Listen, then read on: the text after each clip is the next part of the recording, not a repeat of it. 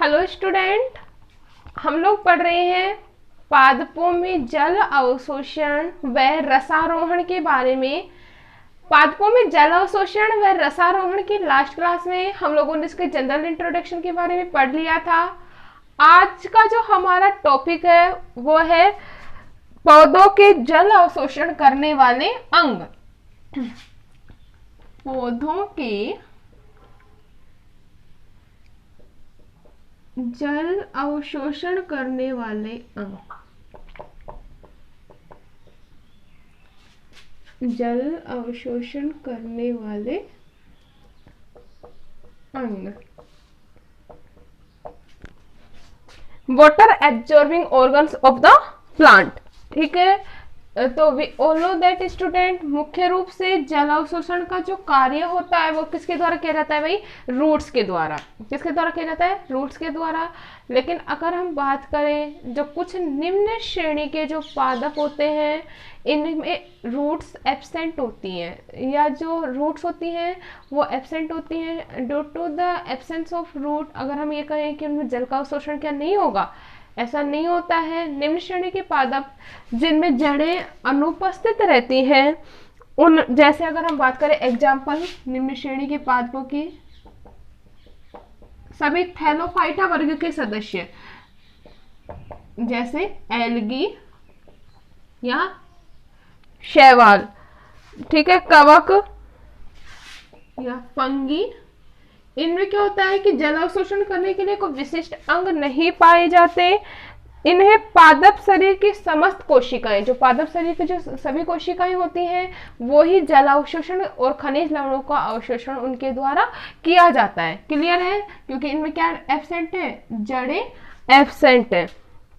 इसके अलावा अगर हम नेक्स्ट की बात करें जैसे ब्रायोफाइट्स, ब्रायोफाइट्स जो प्लांट्स हैं उनके अंदर भी कोई भी रूट्स प्रेजेंट नहीं होती, लेकिन इनमें रूट्स के समान एक संरचना पाई जाती है, धागे के समान ये छोटी छोटी हेयर लाइक स्ट्रक्चर पाई जाती है जिसे कहा जाता है राइजोइड्स। क्या कहा जाता है भाई? राइजोइड्स कहा जाता है, या मूलाभास। मूलाभास द्वारा जल व खनिज लवणों का क्या किया जाता है? अवशोषण किया जाता है। अगर हम बात करें हायर कैटेगरीज के प्लांट की, तो उच्च श्रेणी के जो पादप होते हैं इनमें सुविकसित प्रकार का जड़ तंत्र पाया जाता है। सुविकसित प्रकार के जड़ तंत्र के द्वारा ये जो पादप होते हैं वो जल का अवशोषण करते हैं। ठीक है, लेकिन अगर हम बात करें क्या संपूर्ण सतह के द्वारा जल का अवशोषण होता है, तो we all know that student कि पादप की जड़ की संपूर्ण सतह के द्वारा जल अवशोषण नहीं किया जाता, क्योंकि जो जल का अवशोषण होता है वो कौन से वाटर का होता है? कैपिलरी वाटर का। कल हम लोगों ने बताया था लास्ट क्लास में, कैपिलरी जो वाटर होता है या केशी के जो जल होता है उसका क्या किया जाता है? अवशोषण किया जाता है। तो जो जल होता है वो कैपिलरी सॉइल का जो अवशोषण होता है वो किया जाता है। यूनिसेल्युलर छोटे छोटे हेयर लाइक स्ट्रक्चर पाए जाते हैं जिन्हें कहा जाता है रूट हेयर, या हिंदी में बोला जाता है मूल रोम। मूल रोम के द्वारा सर्वाधिक जो जल का अवशोषण किया जाएगा रूट के कौन से पार्ट के द्वारा किया जाता है भाई? रूट हेयर के द्वारा किया जाता है। टू टाइप का वाटर पढ़ा था हम लोगों ने, एक तो कैपिलरी वाटर, एक दूसरा पढ़ा था ग्रेविशनल वाटर। जो ग्रेविशनल वाटर होता है वो पाया जाता है कहाँ पर? चट्टानों के मध्य में, इसलिए उसे जलाक्रांत जल कहा गया था। रीजन क्या था? क्योंकि वो जो जल होता है वो पादपों को इजीली अवेलेबल नहीं होता। ठीक है, तो कैपिलरी जो वाटर होता है इसका जो अवशोषण मुख्य रूप से किया जाता है वो किसके द्वारा किया जाता है? रूट हेयर के द्वारा या मूल रोम के द्वारा किया जाता है। इतना क्लियर है? अगर हम बात करें जो जड़ होते हैं उसे दो क्षेत्रों में डिवाइड किया गया है। कितने क्षेत्र में? रूट्स को डिवाइड किया गया इनटू टू पार्ट्स। कौन कौन सा? एक होता है तरुण भाग, ठीक है, और सेकंड जो होता है यंग पार्ट या मैच्योर पार्ट। इसे तरुण भाग, और दूसरा जो भाग होता है उसे बोला जाता है परिपक्व क्षेत्र या परिपक्व भाग, मैच्योर क्षेत्र। ठीक है, तो रूट्स को कितने रीजन में डिवाइड किया गया भाई? तरुण क्षेत्र में और परिपक्व क्षेत्र में, मतलब कितने रीजन में? 2 रीजन में क्या किया गया है? डिवाइड किया गया है। अगर हम बात करें जल का जो अवशोषण किया जाता है जड़ों द्वारा, तो जड़ की कौन से क्षेत्र के द्वारा किया जाता है? तरुण क्षेत्र के द्वारा। वाटर का जो मुख्य रूप से एब्जॉर्बेशन होगा वो कौन से क्षेत्र के द्वारा होता है? तरुण क्षेत्र के द्वारा होता है। जबकि परिपक्व क्षेत्र के द्वारा बहुत ही कम या ना के बराबर जल का अवशोषण होता है। रीजन क्या है कि जो परिपक्व जो क्षेत्र होता है इसमें लिग्निन और सुबेरिन का निक्षेपण हो जाता है। इसकी जो सेल्स होती है उसके ऊपर किसका निक्षेपण हो जाता है भाई? लिग्निन एंड सुबेरिन के निक्षेपण हो जाने के कारण इनकी जो सेल्स होती है वो वाटर के लिए अपारगम्य हो जाती है। ड्यू टू दिस रीजन इस क्षेत्र के द्वारा वाटर का एब्जॉर्बेशन ना के बराबर या बहुत ही कम होता है। क्लियर है इतना? अब हम बात करेंगे जड़ के जो तरुण क्षेत्र है उसकी। तो जो जड़ का तरुण क्षेत्र है उसे डिवाइड किया जाता है इनटू 5 पार्ट्स। कितने पार्ट्स में डिवाइड किया जाता है भाई? 5 भागों में डिवाइड किया जाता है। कौन कौन सा? जो फर्स्ट है अपना वो होता है root cap. Root cap Hindi में बोला जाता है मूल गोप क्षेत्र। सेकंड अगर हम बात करें तो सेकंड होता है अपना रूट एपेक्स। रूट एपेक्स या मूल शीर्ष क्षेत्र। ठीक है। थर्ड अगर हम बात करें तो थर्ड हमारा होता है region of elongation. Region of elongation Hindi में बोला जाता है वृद्धि दीर्घीकरण क्षेत्र। दीर्घीकरण क्षेत्र। फोर्थ अगर हम बात करें तो होता है रूट हेयर रीजन या मूल रोम क्षेत्र। रूट हेयर रीजन या हिंदी में बोला जाता है मूल रोम क्षेत्र। और लास्ट अगर हम बात करें तो लास्ट अपना होता है परिपक्वन अथवा प्रौढ़ क्षेत्र या region of maturation. Region of maturation Hindi में बोला जाता है भाई परिपक्वन क्षेत्र। क्लियर है?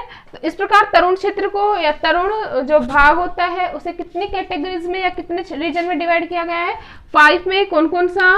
रूट कैप या मूल गोप क्षेत्र, रूट एपेक्स क्षेत्र, इलोंगेशन रीजन या दीर्घीकरण क्षेत्र, मूल रोम क्षेत्र और लास्ट क्या है अपना परिपक्वन क्षेत्र। इतना क्लियर है? अब हम पढ़ेंगे एक एक के बारे में डिटेल से। तो फर्स्ट अपना क्या है? Root cap. Root cap Hindi में क्या बोला जाता है? मूल गोप क्षेत्र। क्या होता है रूट कैप क्षेत्र? नाम ही क्या है भाई? कैप। कैप का मतलब क्या होता है? Last point of the root, जो इसकी सुरक्षा का कार्य करेगा। लास्ट पॉइंट मतलब सबसे जो अंतिम वाला जो क्षेत्र होता है, सबसे लास्ट वाला जो क्षेत्र होता है वो कौन सा होता है? रूट कैप क्षेत्र होता है। रूट कैप क्षेत्र का मुख्य कार्य होता है कि जो जड़ का रक्षात्मक आवरण का जो निर्माण करेगा वो कौन करेगा? Root cap. क्लियर है? तो यह जड़ का कौन सा भाग होगा? शीर्षस्थ भाग। कौन सा भाग होता है? शीर्षस्थ भाग होता है। और वृद्धिकारी शीर्ष को क्या करेगा? रक्षा प्रदान। वृद्धिकारी शीर्ष को रक्षा प्रदान करने का जो कार्य किया जाता है वो किसके द्वारा किया जाएगा? Root cap. याद रखने का ट्रिक क्या है? We all know that student, कोई भी कैप होता है वो कहाँ पे पाया जाता है? ऑन द एपेक्स, टिप पर पाया जाएगा। जैसे मैं बात कर रही हूँ अपने पेन की, तो पेन का जो एपेक्स पार्ट है वो कौन सा है? इसकी कैप। तो ये पेन के जो सेफ्टी करने का जो कार्य कर रहा है वो कौन कर रहा है, कैप कर रहा है। इसी प्रकार जो रूट कैप होता है वो भी क्या करता है, शीर्ष की सुरक्षा प्रदान करने का कार्य। क्लियर है इतना। सेकंड अगर हम बात करें तो होता है root apex region. Root apex Hindi में बोला जाता है मूल शीर्ष। रूट कैप के बाद वाला जो रीजन होता है, we all know that student, root cap is the last part of the root. जो रूट कैप होता है वो अंतिम भाग होता है, ठीक है। तो इसके ऊपर वाला जो भाग होता है वो कौन सा होता है, रूट एपेक्स होता है। एपेक्स का मतलब क्या है, शीर्ष, ठीक है। तो रूट एपेक्स जो होता है वो रूट कैप के बाद वाला भाग होता है। इस क्षेत्र की जो कोशिकाएं होती हैं वो विभाजनशील होती है। कैसी होती है, विभाजनशील होती हैं, ठीक है। और ये विभजोत की क्षेत्र होता है, विभजोत की कोशिकाएं होती हैं। विभाजनशील का मतलब विभजोत की, मतलब बार बार इनमें क्या पाए जाते हैं, विभाजन की क्षमता पाई जाती है। कैसी कोशिकाएं होती है भाई, विभजोत की, ठीक है। इसलिए इस क्षेत्र को कहा जाता है विभजोत की क्षेत्र। क्या कहेंगे, इस क्षेत्र को विभजोत की क्षेत्र कहा जाता है। अगर हम बात करें, सिंपल सी बात है, विभाजन होगा तो जड़ की क्या होगी, वृद्धि। विभाजन होगा तो जड़ की क्या होगी, वृद्धि होगी। तो जो यह क्षेत्र होता है जड़ का वृद्धि क्षेत्र भी कहलाता है। क्या कहलाएगा, वृद्धि क्षेत्र। क्लियर है। तो ये था अपना रूट एपेक्स। थर्ड हम बात करेंगे region of elongation. Region of elongation Hindi में बोला जाता है दीर्घीकरण क्षेत्र।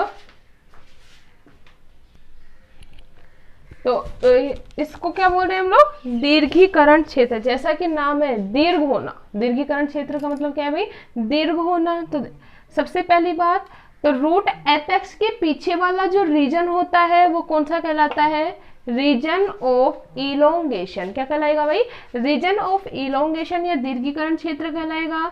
इस क्षेत्र की जो कोशिकाएं होती है वो दीर्घित होती है। कैसे होती है, दीर्घित, या हम लोग इन सेकंड लैंग्वेज बोल सकते हैं इसकी जो कोशिकाएं होती है वो वृद्धिकारी होती है।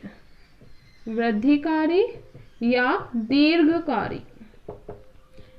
वृद्धिकारी या दीर्घकारी कोशिकाएं होंगी तो सिंपल सी बात है, जड़ को लंबाई प्रदान करने का क्या करेंगी भाई, कार्य करेंगी, ठीक है। इसलिए इस रीजन को क्या कहा जा रहा है, रीजन ऑफ इलोंगेशन। क्लियर है। फोर्थ अगर हम बात करें तो फोर्थ अपना पार्ट क्या है, रूट हेयर रीजन या मूल रोम क्षेत्र।